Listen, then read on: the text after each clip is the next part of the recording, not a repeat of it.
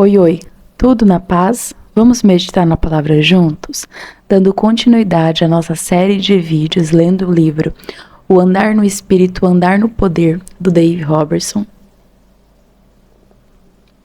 Aqui embaixo fica linkado a série de vídeos dessa leitura na ordem que você pode colocar para ouvir, colocar o seu celular em algum lugar e ir escutando esses ensinos que, colocados em práticas, vão edificar a sua vida. Hoje a nossa leitura é o capítulo 7, que fala orando os mistérios do plano de Deus. Vamos lá? Esse, se eu não me engano, aqui só pelo comecinho, é um capítulo muito especial, com coisas muito especiais. Que tal se você tivesse um sócio em oração? Alguém que fosse seu amigo, que conhecesse tanto Deus e que nunca orasse errado? Que tal se ele sempre soubesse absolutamente tudo e conhecesse a vontade de Deus para você em cada circunstância? Que tal se esse sócio em oração falasse com tal sabedoria que ele estivesse sempre um passo à frente do diabo e nunca orasse desacreditando, por conhecer a mente de Deus em cada detalhe? Que tal se ele soubesse dos mínimos detalhes do seu chamado em Deus e nunca da história de toda a criação tivesse falhado em nenhuma de suas orações? Você gostaria de alguém assim, orando por você? E se você tivesse alguém assim, quanto você o deixaria orar por você? 3 minutos por dia? Ou o tanto que ele quisesse? Bem, você pode ter exatamente esse sócio em oração. Apenas abra sua boca e diga: "Ô Espírito Santo", conhecendo a perfeita vontade de Deus para você. Cada momento que você passa em oração, seja 1 hora ou um dia orando em línguas, você está orando a mente de Cristo, que abrange a revelação fundamental completa da igreja, o mistério de tudo que Cristo, a esperança da glória, é em você, para você e através de você.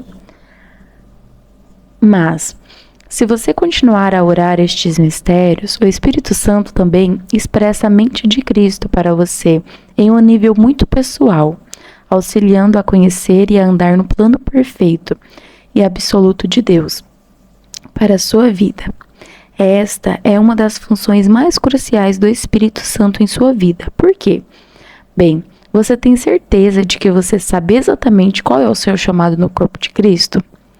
Você sabia que você pode ter dificuldades por toda a sua vida sob o domínio da carne e nunca conhecer a perfeita vontade de Deus para você? Por exemplo, se você parar no meio do caminho, para brigar com as pessoas, você não avançará em Deus até que tenha lidado com este problema de acordo com a palavra.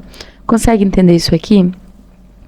Esta é a razão pela qual a Bíblia diz que há uma boa, agradável e uma perfeita vontade de Deus para a sua vida, que está lá em Romanos 12:2. Jesus também falou sobre diversos tipos de solo no coração das pessoas. Um tipo frutífero, a 30, a 70 e a outro. A 100 da palavra que é semeada.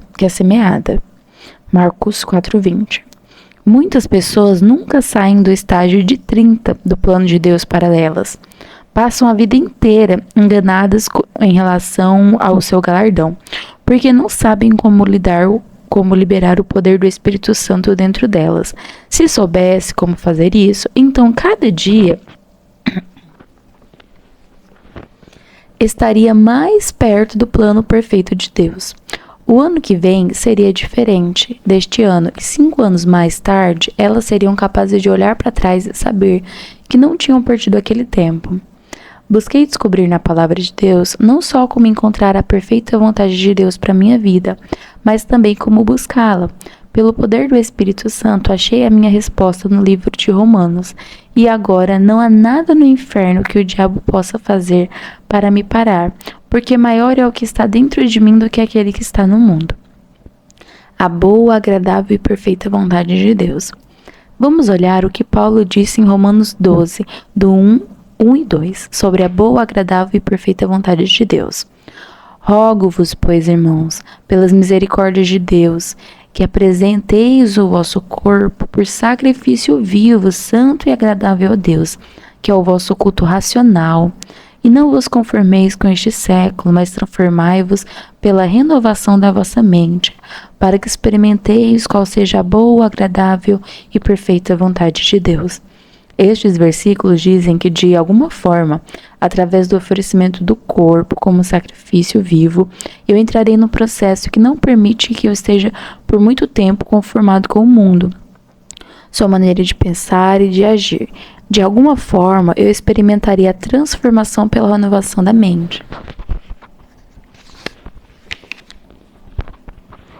Para provar não somente a boa, mas também a agradável e finalmente a perfeita e absoluta vontade de Deus. Então, a minha pergunta para Deus foi esta: você está falando sobre qual perfeita vontade? Quero dizer, se for oferecer meu corpo como sacrifício e como resultado conhecer sua perfeita vontade, eu gostaria de saber qual perfeita vontade eu estou procurando. Fui procurar alguém que conhecesse bem a Bíblia e lhe perguntei: a Bíblia está falando sobre qual perfeita vontade de Deus em Romanos 12:2? Ele me perguntou: qual é a sua formação espiritual, irmão Robertson? Ah, minha formação é ultra santa. Nós acreditávamos que era pecado usar joias e que as mulheres não deveriam cortar o cabelo. Nós tínhamos muitas leis em como nos portar e não nos portar porque achávamos que assim agradariam a Deus. Também achávamos que Deus enviou a enfermidade para nos ensinar e nos deu o problema para nos manter humildes. Bem, você ainda acredita nisso? Não, eu respondi. Eu acredito que Jesus Cristo tomou sobre si as minhas enfermidades, levou sobre si as minhas dores, e eu não tenho mais que ficar doente. Seria uma sentença errada de Deus colocar uma doença sobre mim, porque Ele já depositou em Jesus, e eu creio que é seu prazer me abençoar materialmente, financeiramente e não me deixar falida. O homem disse: está certo, veja, você está sendo transformado pela renovação da sua mente à medida que você aprende mais da palavra de Deus. Você está conhecendo a boa, agradável e perfeita vontade de Deus. A explicação do meu amigo é em parte o que aquele versículo está dizendo, mas mais tarde eu descobri que quando o versículo 2 não está fora do contexto, é mais fácil ver exatamente o que ele está dizendo. A boa, agradável e perfeita vontade de Deus se refere ao seu chamado no corpo de Cristo, de que Deus deu a você gratuitamente. E se você um dia aprender a oferecer o seu corpo como sacrifício vivo, você não somente encontrará a boa, agradável, mas também a perfeita e absoluta vontade de Deus para a sua vida. Prove isso para mim, irmão Robertson. Com muito prazer. Vamos olhar em Romanos 12, do 4 ao 8. Porque, assim como num só corpo temos muitos membros, mas nem todos os membros têm a mesma função, assim também nós, enquanto muitos, somos um só corpo em Cristo e membros uns dos outros. Tendo, porém, diferentes dons segundo a graça que nos foi dada, se profecia, seja segundo a proporção da fé. Se mistério, dediquem-nos ao ministério, ou o que ensina, esmere-se no fazê-lo, ou o que exorta, faça-o com dedicação, o que contribui com liberação, o que preside com diligência, quem exerce ministério com alegria.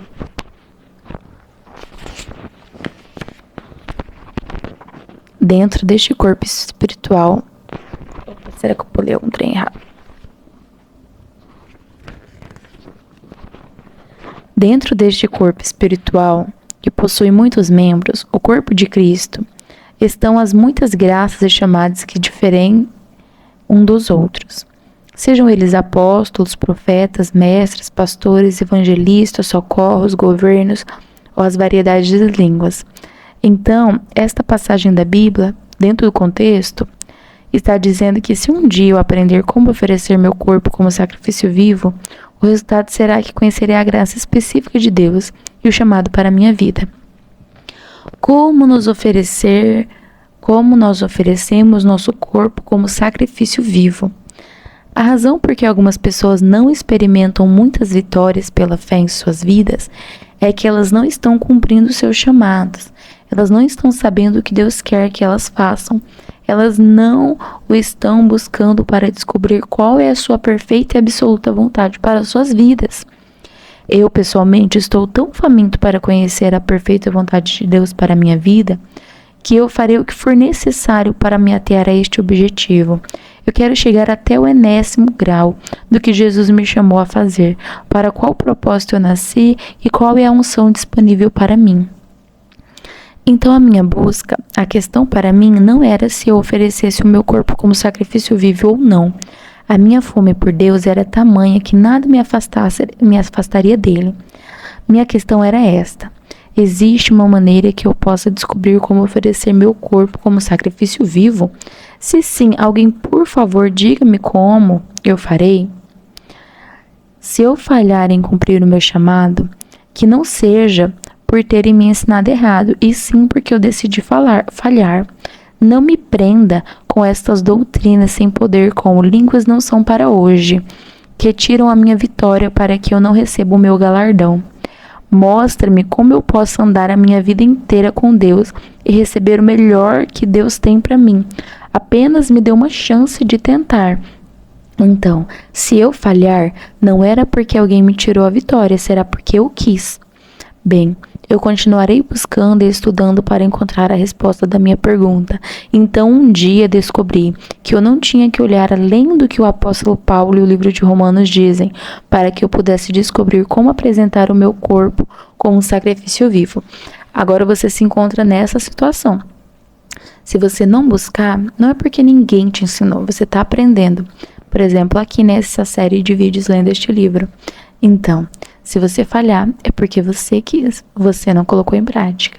Eu sei que é difícil, eu sei que às vezes a gente não consegue, eu sei que, enfim, mas a gente é capaz em Cristo de Jesus de vencer essa carne e qualquer obstáculo que ela coloque na nossa frente, amém?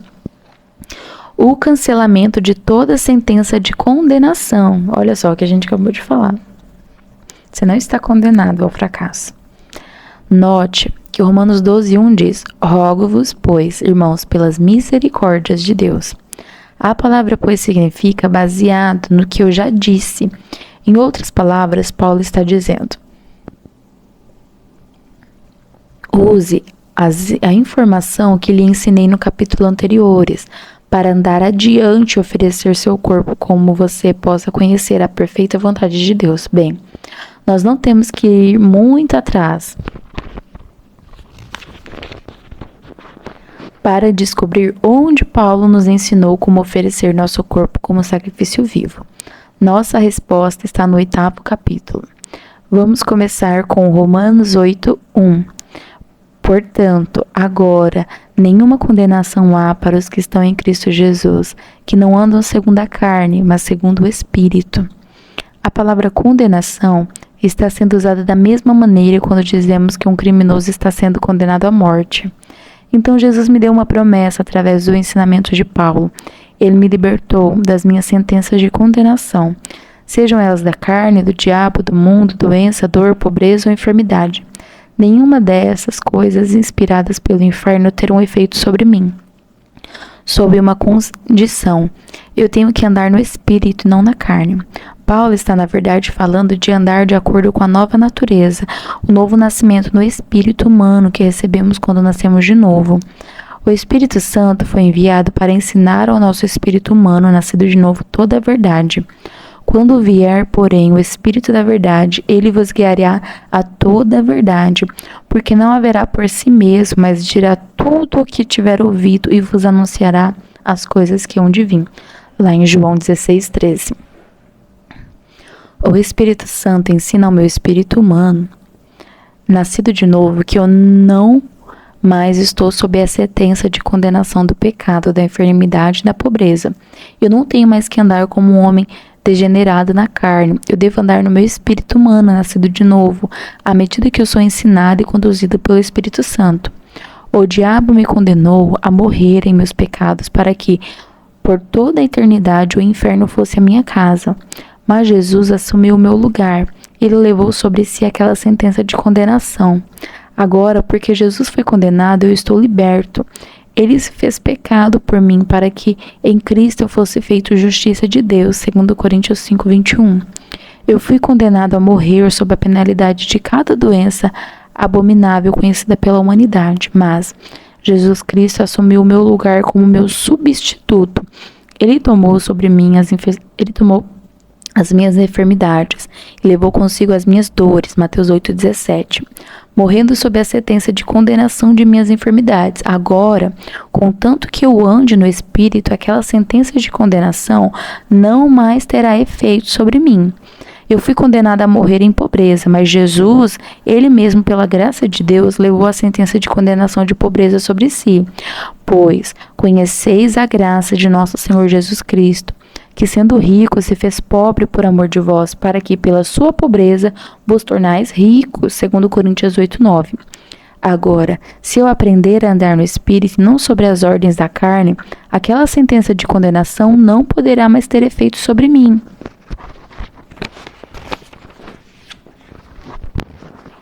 Então, nós que somos nascidos de novo, temos uma promessa. Todas as sentenças de condenação da carne, do diabo ou do mundo estão canceladas, se nós não andarmos mais na carne, sim no Espírito. Como andar no Espírito? Isso me leva a esta questão. Como eu ando no Espírito? Paulo não faria a declaração que ele fez em Romanos 8:1, sem nos dizer como abandonar a carne e andar no Espírito. Nos versículos que seguem, Paulo diferencia o andar no Espírito e o andar na carne. Note no versículo 13 que ele diz: porque se viver segundo a carne, caminhais para a morte. Você não gostaria que Paulo fosse tão claro quanto a isto? Mas se pelo Espírito mortificar os efeitos do corpo, certamente vivereis. Então, agora Paulo está me dizendo. Agora Paulo está me dizendo que para andar no Espírito eu devo de alguma forma mortificar ou fazer morrer os efeitos da carne através do poder do meu Espírito nascido de novo. À medida que ele é edificado pelo Espírito Santo, isso está começando a soar como Romanos 12:1. Lá me diz para oferecer o meu corpo como sacrifício vivo. Mas um pouco para trás, em Romanos 8:13, está escrito que eu não posso fazer isso através da força de vontade, pela força da carne, mas sim através do Espírito. Vamos falar mais sobre mortificar os efeitos da carne mais adiante. Por enquanto, a questão permanece em como libero o Espírito Santo para edificar o meu espírito humano nascido de novo, mortificando os efeitos da carne e oferecendo o meu corpo como sacrifício vivo, para que assim eu possa conhecer a perfeita vontade de Deus para a minha vida. A ajuda do Espírito Santo em nossa fraqueza através da oração.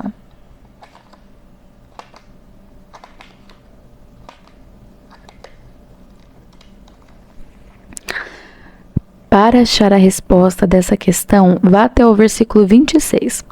Paulo ainda continua entre o caminhar no Espírito e o caminhar na carne, mas agora ele nos dirá como oferecer nosso corpo como sacrifício vivo.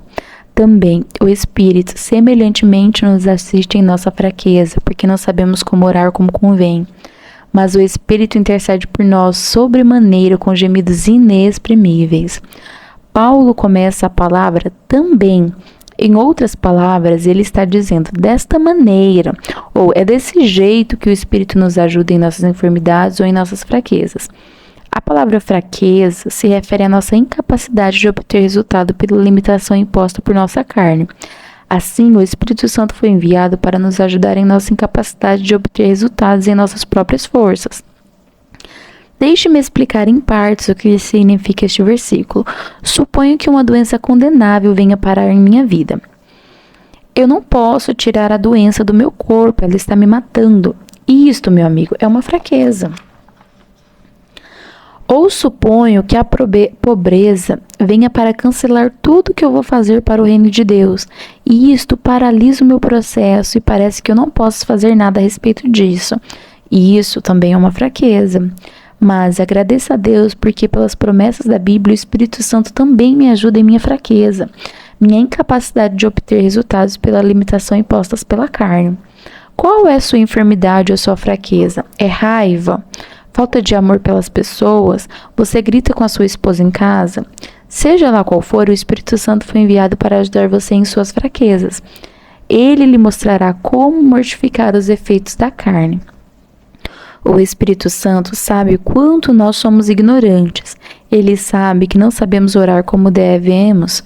Ele sabe o quanto precisamos ultrapassar a alma quando somos atormentados pelo diabo. Então, a graça de Deus, que Ele ultrapassa a nossa alma e a guerra que o Espírito tem com ela, trazendo uma linguagem interior de edificação com Ele, uma linguagem tão articulada que faz com que a nossa língua portuguesa pareça uma língua de bebê. Quando nós oramos, mesmo que seja apenas uma frase em línguas, é para edificação, porque Deus a origina. O Espírito Santo pode se expressar em um parágrafo, o que levaria uma tarde inteira para dizer.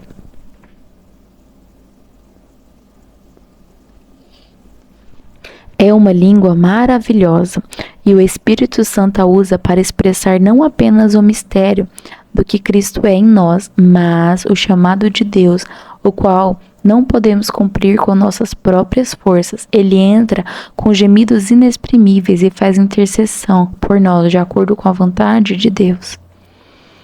Então entre em seu quarto de oração e diga: Espírito Santo, tome a direção. Ultimamente minha alma está me sabotando, mas eu não me importo em passar um dia com você. Amém. A mente do Espírito.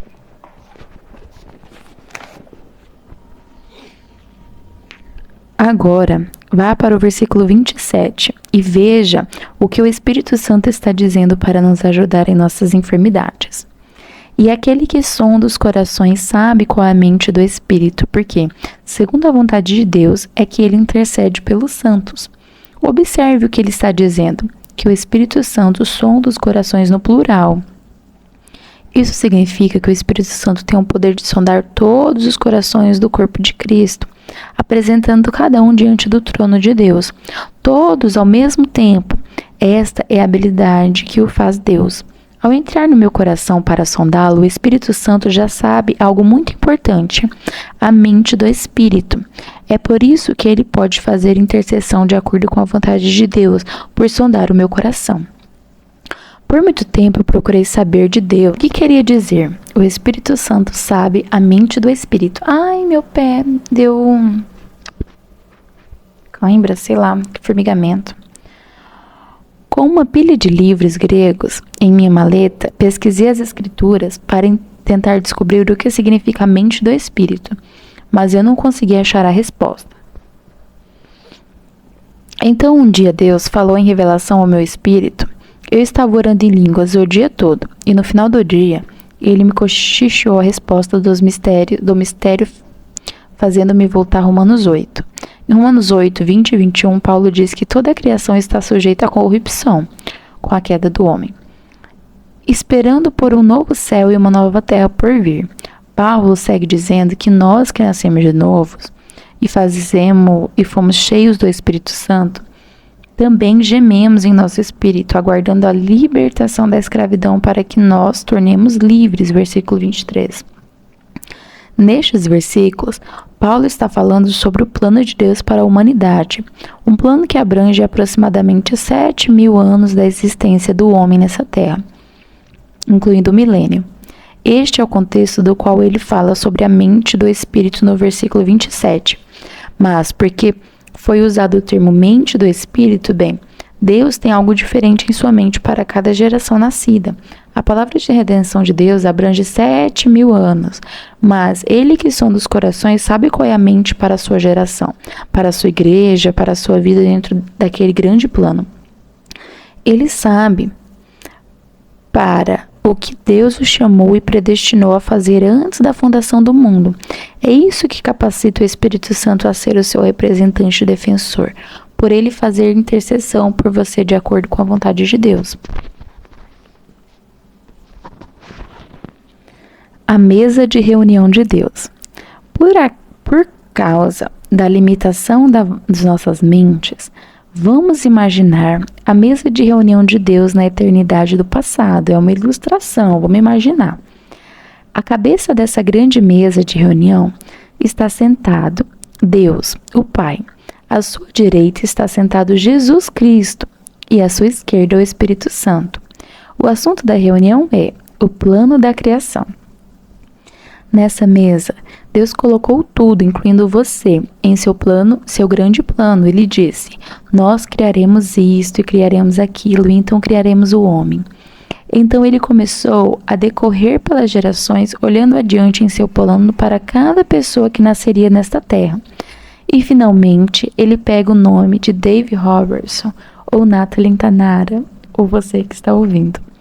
Deus coloca seu plano para o Dave na mesa, desde o dia do seu nascimento até o cumprimento de seu chamado, para as grandes coisas que Deus o chamou a fazer.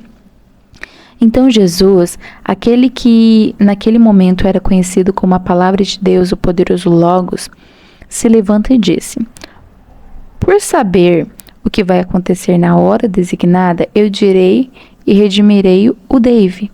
A seguir, o Espírito Santo vem e diz: na hora designada, eu irei e batizarei o coração do Dave. Levarei uma linguagem de oração sobrenatural comigo, para ajudá-lo a orar os mistérios do plano de Deus, porque eu estava aqui com o Pai quando ele planejou a vida do Dave desde o início.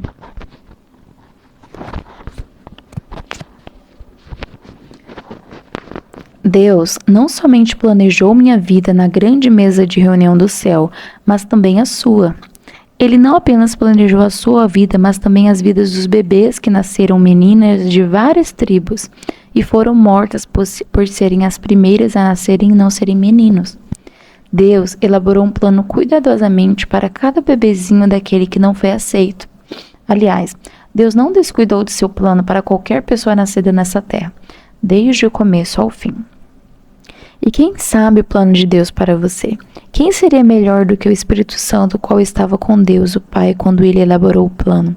E agora o Espírito Santo vive dentro de você, sondando o seu coração para descobrir se você está no caminho certo ou não. Sua mente natural não poderá lhe dizer se você está no caminho certo, mas o Espírito Santo diz: se você me liberar, eu ajudarei em suas fraquezas e começarei a fazer intercessão para você de acordo com a vontade de Deus. Eu irei trabalhar o plano de Deus para a sua vida. Nada poderá separar você do plano de Deus. Eu não posso passar 6 horas orando no Espírito Santo e adorando a Deus sem que ele pegue o plano de Deus, sua vontade perfeita para a minha vida, trazendo para mim. Por eu orar, o Espírito Santo usará desta situação para remover todas as pedras e montanhas que se levantarem em meu caminho para eu cumprir a perfeita vontade de Deus. E quem pode se igualar ao Espírito Santo? É por isso que Romanos 8:28 diz: sabemos que todas as coisas cooperam para o bem daqueles que amam a Deus, daqueles que são chamados segundo o seu propósito. Porque agora todas as coisas cooperam juntas para o bem? Porque o Espírito Santo é o que se apodera de todas as coisas que são contrárias à vontade de Deus para a minha vida e usa seu poder para substituí-las pelo perfeito plano de Deus. E ele faz isso porque eu descobri como liberar o perfeito plano de Deus para a minha vida. Agora você verá o porquê de Romanos 8 terminar com tal nota de triunfo. Em todas essas coisas, porém, somos mais que vencedores por meio daquele que nos amou, porque eu estou bem certo de que nem a vida, nem os anjos, nem os principados, nem as coisas presentes, nem do porvir, nem os poderes, nem a altura, nem a profundidade, nem qualquer outra criatura poderá separar nós do amor de Deus que está em Cristo Jesus, nosso Senhor. Romanos 8, 37 ao 39. Como eu posso me convencer de que nem a altura, nem a profundidade, nem qualquer outra criatura, nem as coisas do presente, nem do porvir poderão me separar do plano de Deus e o seu amor por mim?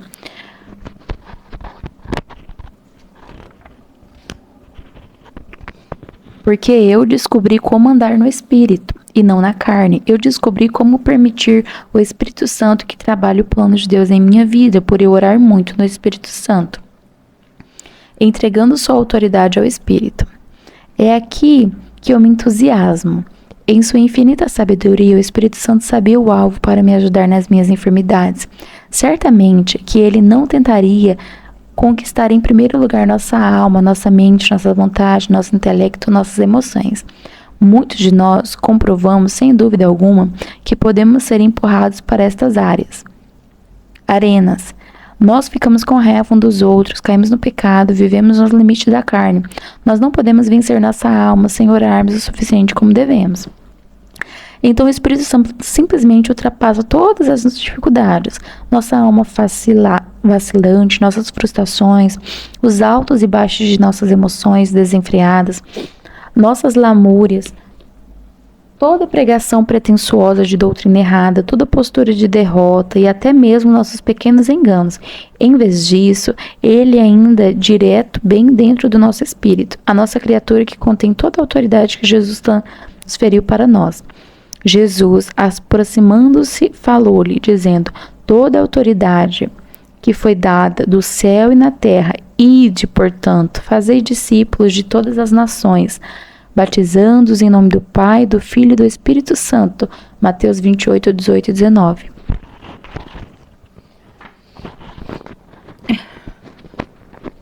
Então o Espírito Santo disse para cada um de nós: olhe, pequenino, você está sendo atormentado porque você é pequenino e fraco, e seu espírito não tem entendimento de revelação, mas o seu homem espiritual tem uma nova natureza, uma capacidade de entender coisas espirituais, e tem a autoridade espiritual que eu depositei quando você nasceu de novo. Então, com licença, pois agora eu estou aqui e gostaria de emprestar a sua autoridade. Saiba, eu preciso de um vencedor. E embora eu seja o todo-poderoso Espírito Santo, eu não posso fazer nada em sua vida sem a sua permissão. Antes de tudo, eu preciso de sua permissão e autoridade para orar através de você. Você daria isso para mim, deixando-me ajudá-lo a cumprir a perfeita vontade de Deus para a sua vida? Saiba que o Espírito Santo tem uma desvantagem sobre nós.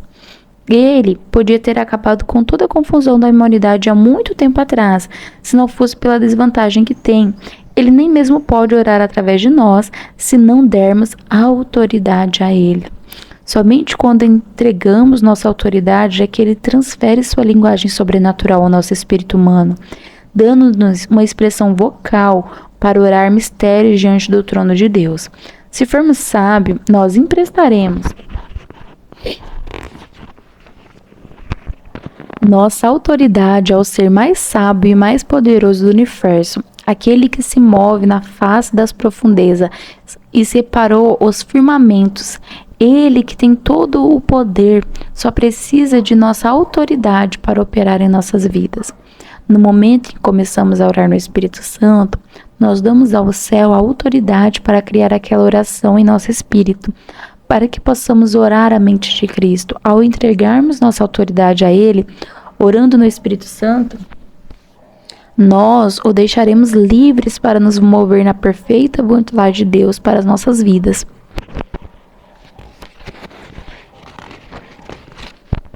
Falta somente 2 páginas.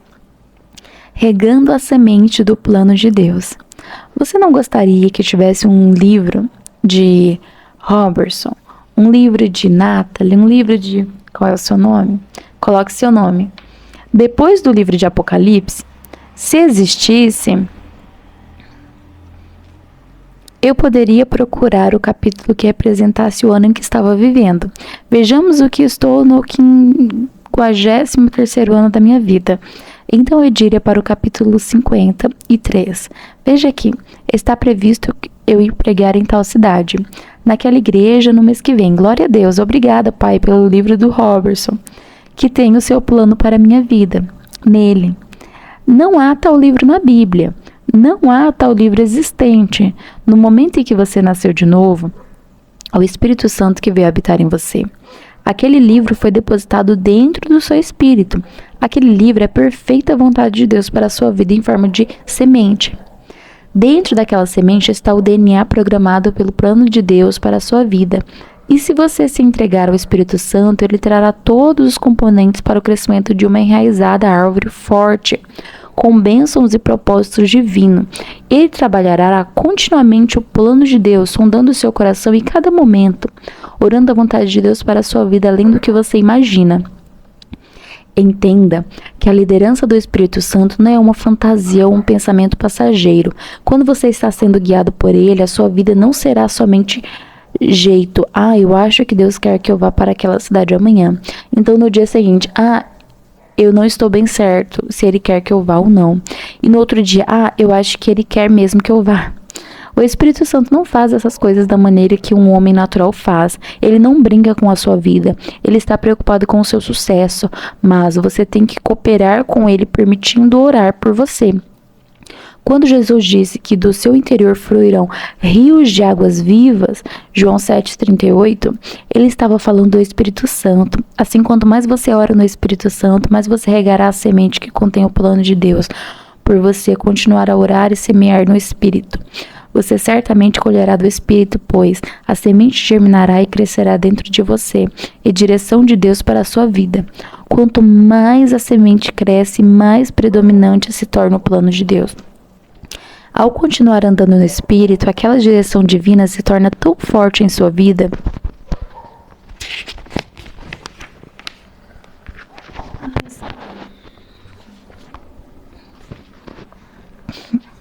que será impossível você andar na direção errada. A direção de Deus não será mais difícil de se obter, será difícil de errar. Você terá que passar por Deus para falhar. A sabedoria e a liderança de Deus gradativamente consumirão e dominarão você, até que a voz do Espírito Santo se torne mais alta do que o inimigo que o cerca com circunstâncias e adversidades, dizendo que você falhará.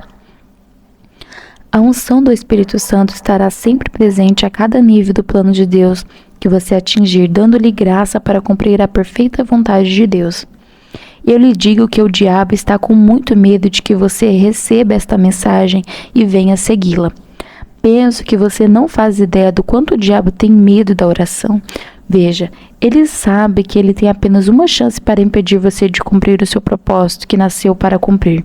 Ele tem que tirar você da oração para não permitir ao Espírito Santo trabalhar o plano de Deus para você.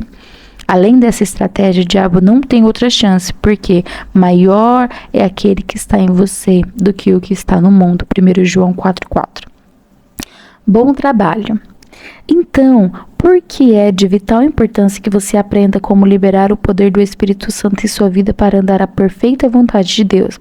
Porque tão certo como você respira, Jesus dividirá o céu ao som da grande trombeta no momento exato da escala de Deus, pelo qual toda a criação espera. Naquele dia, quando você contemplar Jesus face a face, o que ele lhe dirá? Você será capaz de estar lá, em pé, sabendo que você escolheu crer o suficiente em Deus para abandonar a sua vida em troca dele, enquanto fazia alguma diferença? Se você for assim, você ouvirá as palavras: você fez um bom trabalho, você fez um trabalho bom e bem feito, meu bom e fiel servo. Entre no gozo do seu Senhor. Estou tentando fazê-lo entender o valor da recompensa do Cordeiro por cumprir o seu chamado. No dia em que você estiver diante do Mestre, você trocará tudo que possuiu por apenas um sinal de aprovação, um olhar de seus olhos que diga bom trabalho.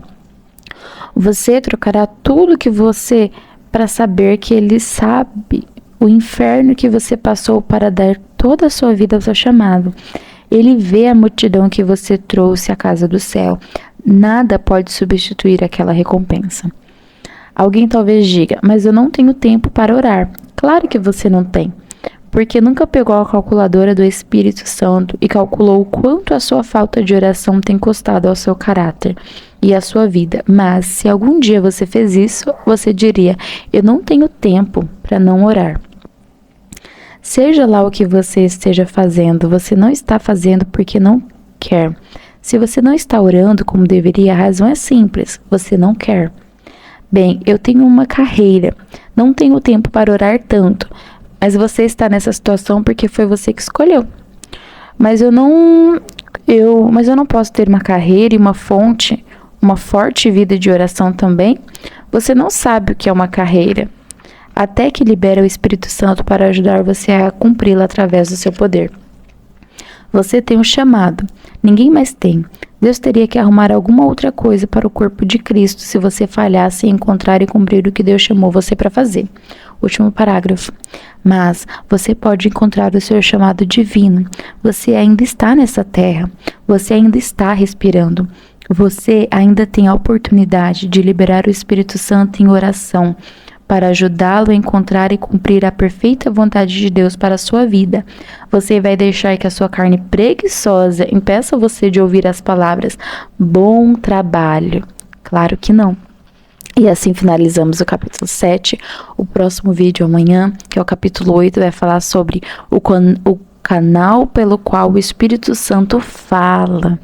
E assim a gente vai continuando as nossas leituras. Espero você aqui junto comigo, o Pai, o Filho e o Espírito Santo. Amém?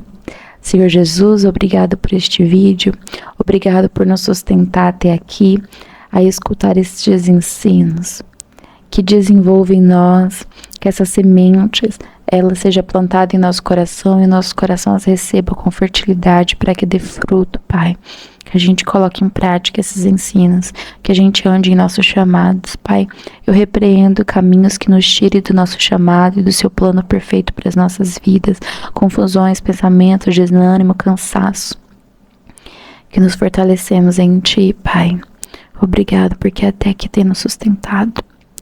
Que venha força sobre nós, que venha fome, que venha sede. No nome de Jesus eu declaro. Amém.